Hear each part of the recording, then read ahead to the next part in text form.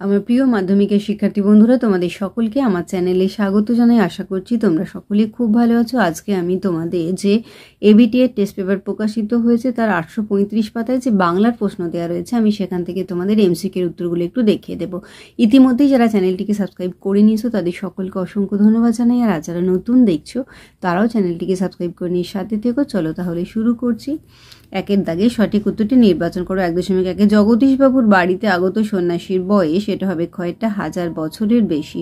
1.2 বিজ্ঞান ও চিকিৎসা শাস্ত্রে অসাধারণ পারদর্শী কয়েকটা গিরিশ মহাপাত্র। 1.3 যে পত্রিকায় তপনের গল্প ছাপিয়ে দেওয়ার কথা হয়েছিল সেটির নাম, এটা হবে কয়েকটা সন্ধ্যা তারা।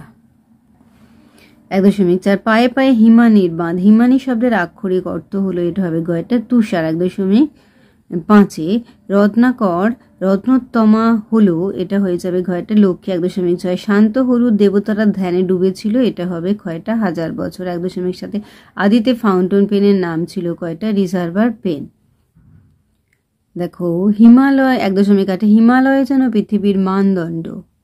উক্তিটি, এটা হবে কয়েকটা কালিদাসের। 1.9 সেন্সোডাইজ পেপারের অনুবাদ হলো কয়েকটা সুগ্রাহী কাগজ। 1.10 বিভক্তি, এটা হবে কয়েকটা শব্দের পরে বসে। আর 1.11 নির্দেশক সাধারণভাবে যুক্ত থাকে কয়েকটা বিশেষ্য ও বিশেষণ পদের সঙ্গে।